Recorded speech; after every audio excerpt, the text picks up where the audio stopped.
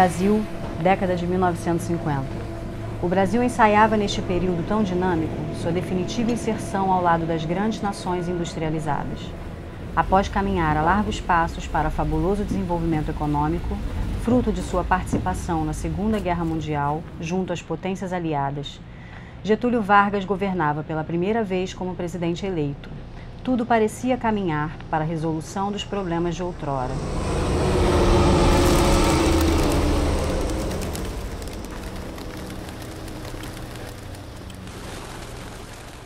Quando se encerrou o segundo governo de Getúlio Vargas, o Brasil havia passado por uma série de mudanças estruturais que ganharam velocidade a partir da década de 1930. Essas mudanças diziam respeito, principalmente, às bases do desenvolvimento, ao modelo econômico adotado, à ênfase na industrialização orientada pelo Estado, à liberalização política e ao controle social e sindical.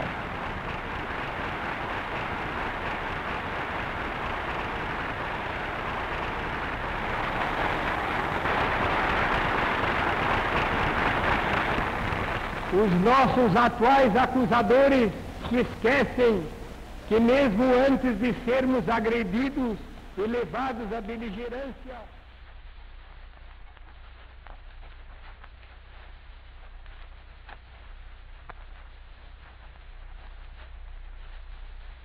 Carlos Frederico Werneck de Lacerda foi jornalista, escritor e político brasileiro, membro da UDN, União Democrática Nacional.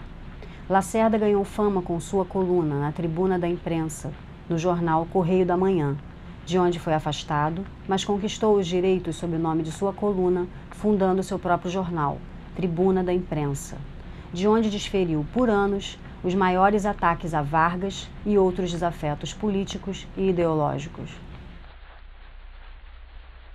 Comunista no início de sua carreira, seguindo os passos do pai e dos tios, mas logo abandonou o comunismo em favor de um ferrenho conservadorismo de veia liberal. Sua verve agressiva e aparência soturna lhe valeram o apelido de O Corvo, dado pelo concorrente e adversário Samuel Weiner, dono do jornal Última Hora e aliado de Vargas.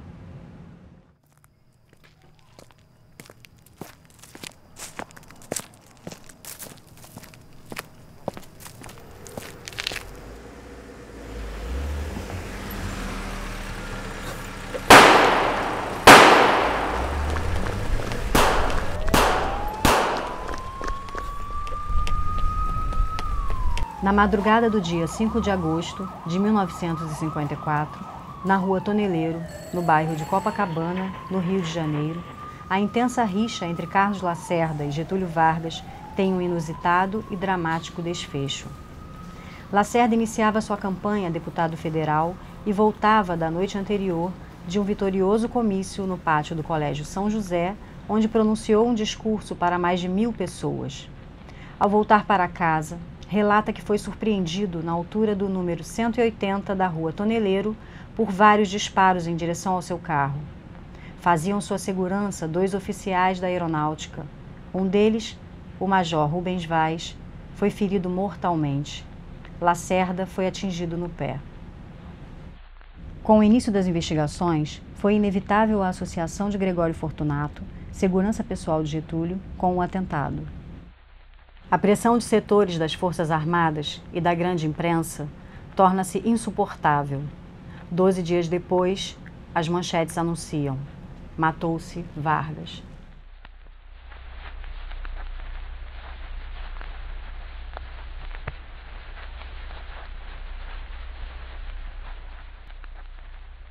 Procurando diminuir o impacto produzido pela divulgação da carta-testamento de Vargas, Café Filho emitiu sua primeira nota oficial, afirmando seu compromisso com a proteção dos humildes, preocupação máxima do presidente Getúlio Vargas.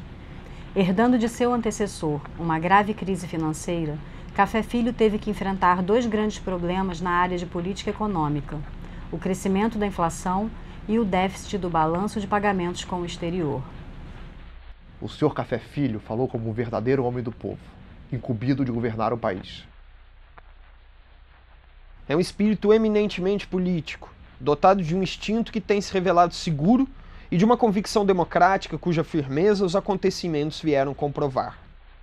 A política do Sr. Café Filho é misteriosa e dúbia, portanto, inconveniente. Mas dia menos dia, o Brasil chegará às lutas de rua, ao desvario da multidão semifaminta, à desordem incontrolável e logo à guerra civil, que é, no fundo, a única sementeira do governo Café Filho. Em 1955, o povo escolheu Juscelino Kubitschek, que encabeçava uma coligação entre o PTB de Getúlio e o PSD, Partido Social Democrata. JK tem uma vitória apertada sobre seu adversário, Juarez Távora, obtendo 36% dos votos contra 30% do adversário. Lacerda, de imediato, protesta, dizendo que Juscelino não obtivera a maioria absoluta dos votos, ou seja, 50% dos eleitores mais um, o que tiraria a legitimidade de seu mandato. Campanha que não surtiu efeito, mas retomou no país o sentimento de instabilidade que apontava para um possível golpe. Eleito em outubro, JK só assume a cadeira de presidente em janeiro de 1955. Durante todo o seu mandato, Lacerda foi um árduo opositor, acusando-o sempre que possível de corrupto e apontando a inutilidade dos gastos com a construção de Brasília. Disse que Juscelino confessou a Lacerda, 10 anos depois, que impediu de todas as formas seu acesso às televisões, pois caso permitisse, Lacerda o teria derrubado do governo. Após a eleição de Juscelino, Carlos Luz, presidente interino à época, aliado aos militares e a Carlos Lacerda, tramaram uma nova intervenção. A bordo do cruzador Tamandaré, fizeram a resistência, mas o navio foi alvejado a tiros pela artilharia do exército a mando do general Teixeira Lott.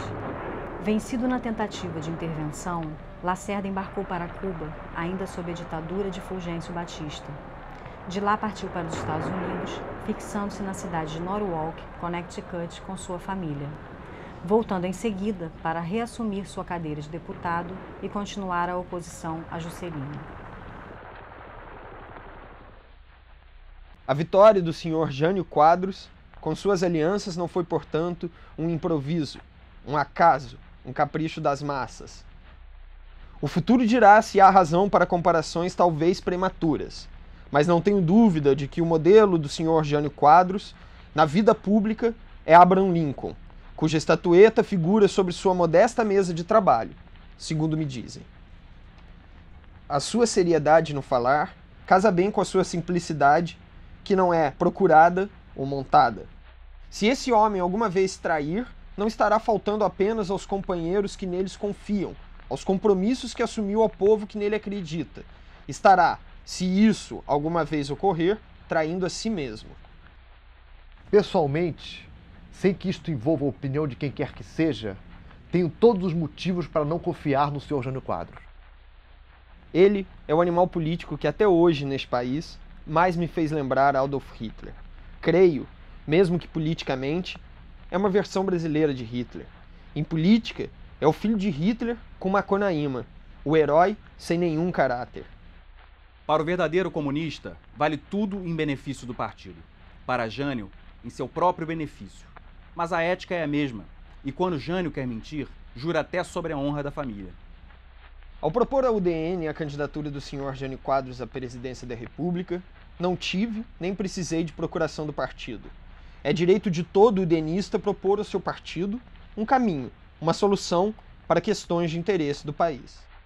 O Sr. Jânio Quadros é o candidato que reúne as maiores condições de vitória e as melhores condições para realizar um programa que coincide com o da UDN. A UDN não pode ter candidato próprio e não há de querer ter candidato impróprio. O seu candidato natural é o Sr. Jânio Quadros. Logo nos primeiros meses do governo Jânio Quadros, as divergências entre Lacerda e o presidente se explicitaram. O governador da Guanabara agora definitivamente ocupa a posição central na ala radical da UDN e vai se distanciando cada vez mais dos setores liberais do partido. Centrando suas críticas na política externa, independente do governo Quadros, Lacerda desencadeia uma violenta campanha de teor anticomunista.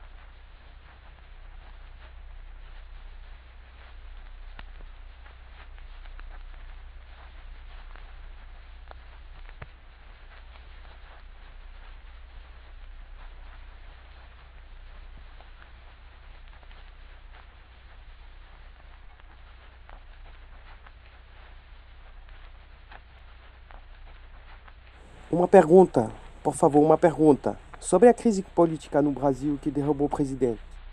Isso não passa de puro desconhecimento de vocês, jornalistas, talvez influenciados pela intelectualidade francesa.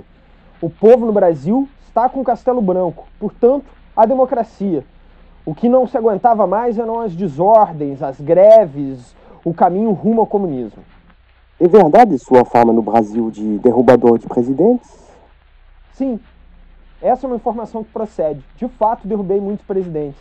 Só não derrubei mais presidentes que Charles de Gaulle. Lacerda começa a se distanciar do comando da suposta Revolução de 64 e começa a fazer pressão sobre o governo Castelo Branco. Torna-se persona non grata. Em novembro de 1966, a carreira de Lacerda tem sua reviravolta mais inusitada, ao se envolver com o movimento de resistência ao golpe militar de 1964, que seria liderada por ele com seus antigos opositores João Goulart e Juscelino Kubitschek, a Frente Ampla. No dia 5 de abril de 1968, através da portaria número 177 do Ministério da Justiça, Gama e Silva, redator do AI-5, proibiu todas as atividades da Frente Ampla, ordenando à Polícia Federal que detivesse todos aqueles que violassem a proibição. Foi cassado em dezembro de 1968 pelo regime militar. JK morre num acidente de automóvel em 22 de agosto de 1976. Jango morre de ataque cardíaco em 6 de dezembro de 1976. Lacerda morre a 21 de maio de 1977 por uma infecção no coração causada por bactéria.